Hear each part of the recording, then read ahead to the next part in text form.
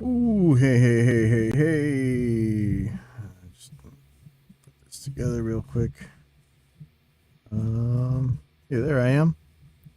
All right, it's gonna be a little noisy today, but I can't really do anything about that, and nor should I. This is it's a place for bands and stuff.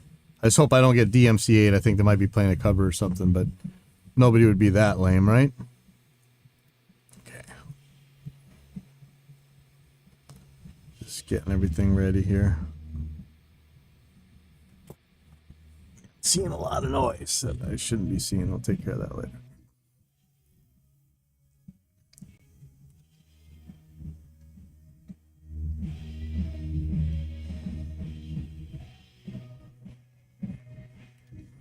Here we go.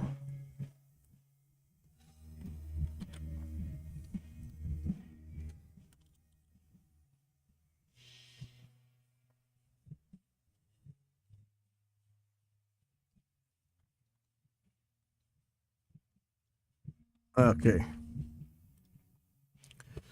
So, sorry, usually I'm a little bit more prepared than this. Not terribly much so, though, of course.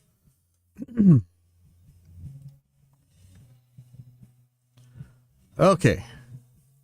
Hey, whoever's out there on Facebook. This is Evidence-Based Audio number 155, and this is It Just Works. And I don't know, it's been a kind of an exciting week. Been a lot of new stuff out. One thing here is I just saw I think they're talking on the gear page. There's a new big knob from Mackie.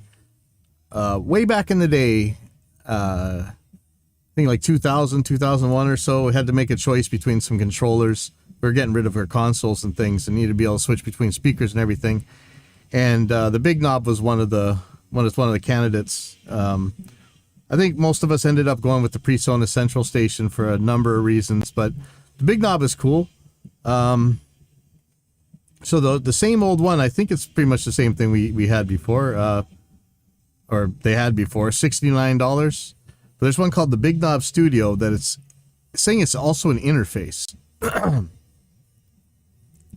that's kind of a big deal to me. So let's take a look at these things. Studios of any size. So let's see. Come on, let's get an idea what this thing does on the video.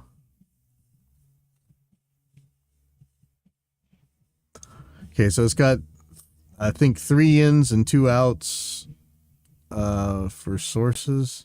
USB, 2 channels in USB, 2 channels out for the Big Knob Studio, and the Big Knob Studio Plus has 4 channels out. 96K dedicated studio out. I'm not sure what that does. Headphone outs, 2 sets each. $250 basically getting an interface, probably being made by Thessacon, I would imagine. Which could be fine. Let's take a look. So it looks like you got these, 2 speaker outs, or I guess you could use this 2-track out as a speaker out. Probably not. So you choose the record source select from either the 2-track out or the inputs 1 and 2. I think that's what that means. That's kind of cool. I don't know. For $250, I'd probably just buy a Focusrite and turn it sideways. I like the big knob, but I mean, I don't know. 2 speakers, it's not bad. Cool. So let's see what the. Oh, this is kind of band you'd never expect to play Iron Maiden-y stuff. Playing in the background here. Yeah, it looks like it's just 2 more outs. I don't know. But if you had a big knob before, you might want this thing. It's the interface plus a big knob, speaker switcher, everything. Not bad, I would imagine. I don't know how well they'll support it. Mackie's kind of hit and miss on the drivers and things. Next, Reaper just turned 6.49. I meant to talk about Reaper 6.47 on this one, but You know how Reaper goes, right? That's how it rolls. Let's see, media items, fixed loading auto stretch markers, 6.48 regression plus 6.48 changes. I guess we could look at those. Mac OS looks like it fixes some minor things. Media items, fix possible incorrect calculation when running action to clear and recalculate auto stretch at product tempo changes. That could be very important.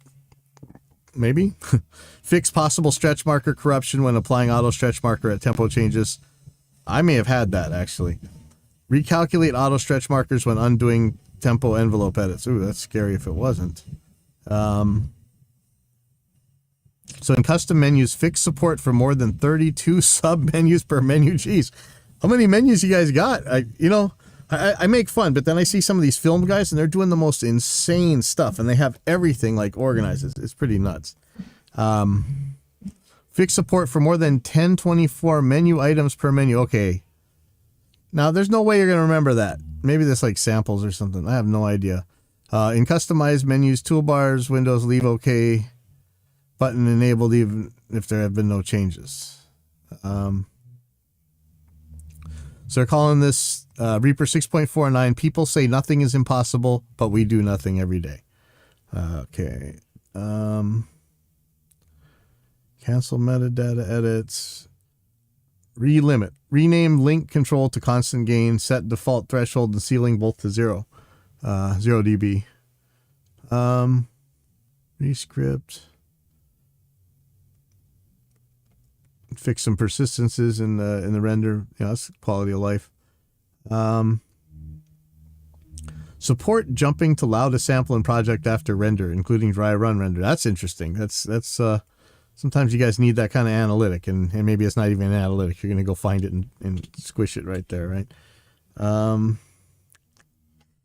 Fix various UI sizing quirks in VST. Nice. It's been pretty stable anyway, though. Anyway, that's the new Reaper. If you're a Reaper user, you may as well go grab it. I'm sure it's great. Okay. So part of the announcement this week, you know, we were real happy with what Line 6 did with the Helix. At least I was. I know a lot of us are pretty thrilled. I mean, I love that they fixed the auto engage. That's all pretty much I care, actually.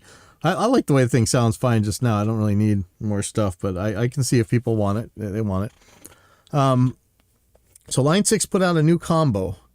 It's called the Catalyst, and I'll read you from the Big Daddy. So Line 6 Catalyst 200 2x12 200 watt combo amplifier. 200 watt 2x12 guitar combo amplifier with original amp settings, 6 original amp settings, dedicated boost and reverb sections, power attenuator, 18 effects, and 4-channel USB recording interface. I don't know what the effects are. Apparently, I don't think there's a wah. Maybe there is, but I don't know that there's auto engage or anything. You know, basically, don't we want a Pod Go or a Helix on a combo? Why? Even if it couldn't even do anything, just a switch, and you put the DSP from the stuff in there. I mean, that's what we want. We've come to know this stuff. I don't know why we would want to step down. I don't know. I'm not thrilled with the features. It's not bad prices and stuff for what they are. It's supposed to be 6 amp models. Who knows? Maybe they'll show up in the Helix or the Pod or something like that. I'd like to know, but importantly, as far as I can tell, you can plug in your. In fact, here let's go. I'm gonna go to the cheapest. No, sorry, I'm gonna go to the cheapest one here. Let me go back. And this is important because, you know, we actually mentioned this on quite a few shows, right? Let's see if I can get to the back here. Okay, here's the back. And it has a direct out with the ground lift on it. Effects loop, you know, send and return. And aux in and phones out. Now, if you guys remember the total... I don't even know what the epic fail of the Line 6 Amplify series, which had some really cool stuff, but you couldn't use it because if you plugged the output in, it shut off the speaker.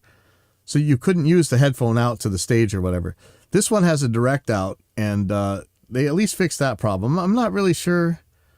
You know, I don't even know that I would use this with my modeling stuff, though. It doesn't have a tweeter. I don't know. These might be great amps. I don't know. They don't seem to have control, you know, like there's no foot switch. I don't know. Or maybe it comes like a 2-channel foot switch or something, but it doesn't. Yeah. Foot switch is just some basic thing. I don't know. It has MIDI though, right? Does it have MIDI?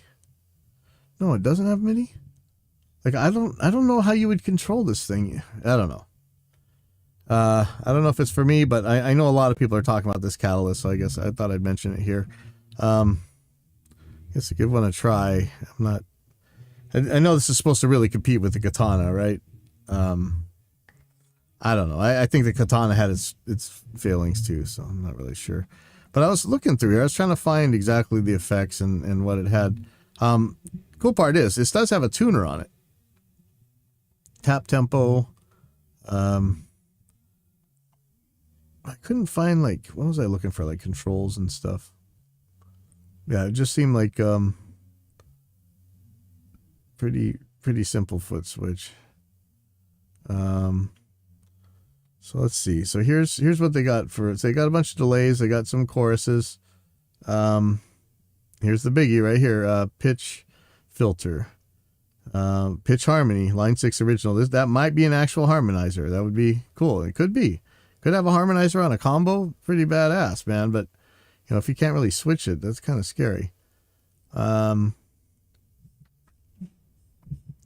gate. And what was I asking about? Wah, right? The Rotovibe or Univibe.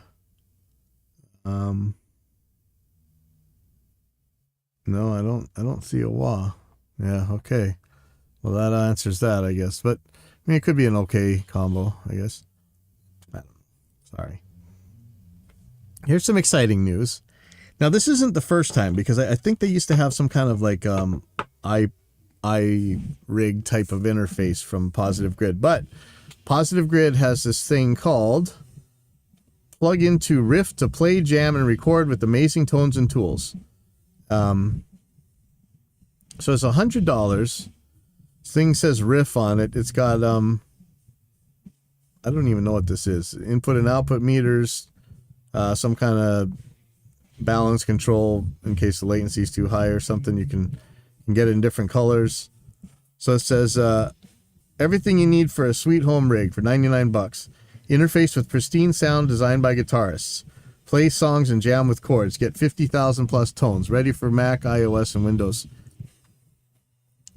Yeah, I don't understand why they don't just put all their stuff together, like bias effects, and what is the other one, like jam or whatever that jam pad or whatever it is that I used to know when I was playing on through the iPad. It was really cool.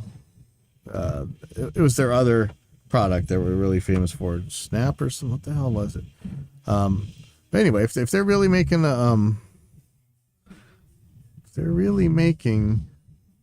this thing. See, they have a smart jam too. What the hell is this? Guitar Match 4. There's so much stuff coming out lately, but I don't see it. That's Valley Studio Recording. I'm looking for the actual plug into Riff to play. Let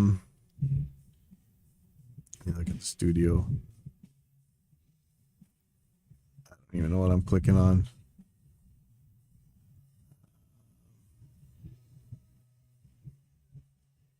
Yeah, I don't know. It looks like they're making an interface. I'm having some trouble getting real information about it. So here we go.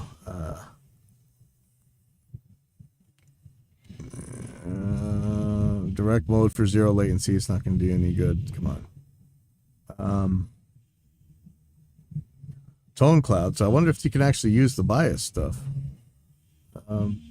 It's deeply integrated with bias effects too. Okay, well, that's good. Even use Guitar Match to, you don't care about that. There's some kind of learning thing here, which I like. Best in class sound. I don't even know what this thing is. So what is it? 1 in, 1 out? Okay. Input, 1/4 inch instrument input. 1/4 inch stereo line out, 1/8" headphone out, $24.96, 114 dB claimed dynamic range, input gain, output volume, direct monitor blend, tone selector. It's got USB for Windows and Mac, or Lightning for an iOS device. Okay, well, you guys may be a little bit late to the party, but if you're sticking with all bias or positive grid stuff, I don't see you going wrong. If you just want a single kind of a DI into your computer, looks fine. Okay, so, and finally, seems like it's so long, but this has been very short. ToneLib did some updates, and I was surprised that one of the updates was they have a new thing called ToneLib Metal. So again, I'm not thrilled when companies split their, have all these parallel products and it seems like they're just reselling you the same thing. I think, everybody was complaining about Neural doing this, but a lot of the guitar amp guys were doing this stuff. Guitar plug-in guys anyway, or pedals or whatever. I don't understand why this is two different programs. You guys know, though, I love ToneLib. Now I'm really a Helix user, but I still like ToneLib. But I'm going to pull out my guitar here, and we're going to check out some stuff that they've changed recently. And hopefully this will be okay.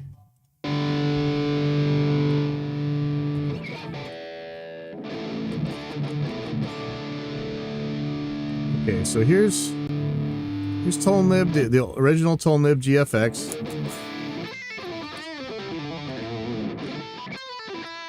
I'm not really sure what they changed in this one, except if you go to replace on amplifiers, I don't think you used to have this, right? There's Randall Lynch, Randall T2, and Randall Warchief, I think. Maybe, I don't know, did they get new effects or something? I really don't know.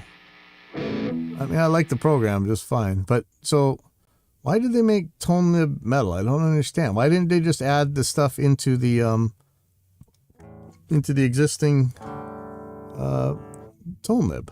But anyway, I'm gonna look at these presets because they seem to have the right names anyway. But man, why two different products? I don't get it.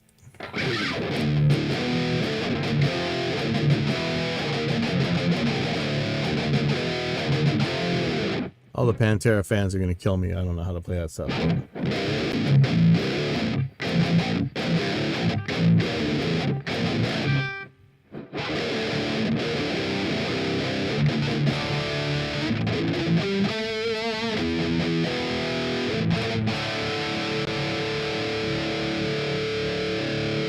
There's a pretty kick-ass look to this new one.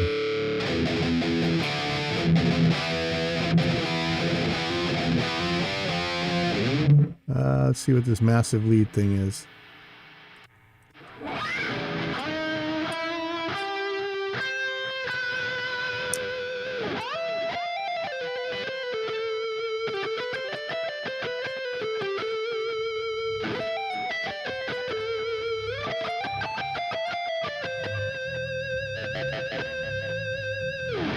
No, I really like this.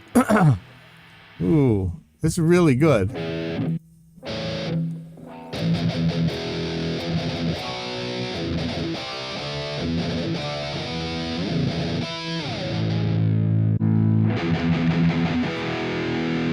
So it's got, let's see, in fact, I'm just going to turn off some junk. Let's take a look at the amps. So it's got Jazz Chorus Clean, which isn't going to sound too clean right now. But man, I mean, it really looks, this is actually a pretty neat visual update at the very least. So here's your 5150 thing.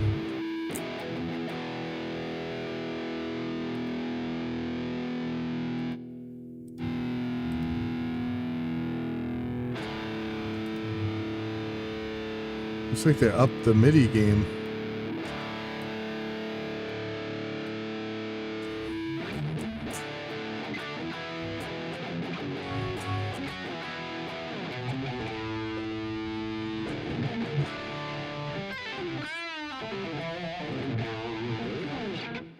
Wow, I like this.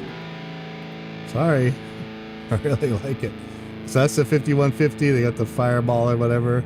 This Pantera thing must be like a Randall or whatever.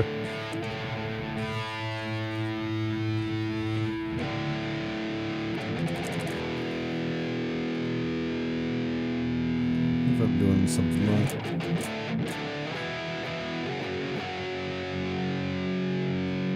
And this Fort thing. I don't really know what these amps are. Oh, let's see. Not of this earth.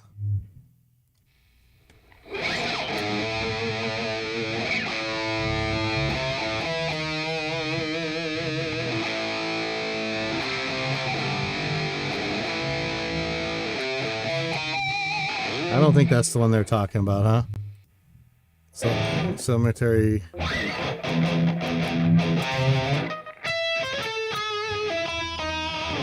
I don't know any Pantera, sorry.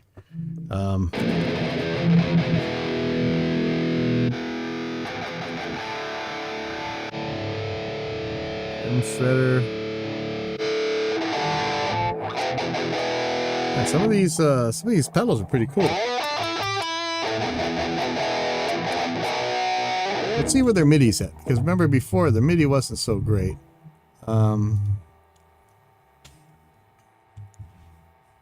Pedal. Oh, so this is for learning. So that's the pedal, but can you auto engage? I don't think you can, but maybe you can. Effects chain. So we really need something to turn on and off the turn on and off. Hold on, let's see what happens if I do this. So I'm gonna replace this. Uh-oh. Oh, you know what? This doesn't seem to have... Yeah, this is weird. Like, why did you guys have to split this up, man? Like, I'd rather have... I guess you could run one into the next, but I would rather just see all these in one product, really. I was going to check and see if the wah could work now, but there's no wah in there. Anyways, all right, that's really all I got for tonight. We got a lot of improvements to the AIX DSP plugins. I'm still okay. I guess that's one thing I should tell you guys, so you can freak out on me.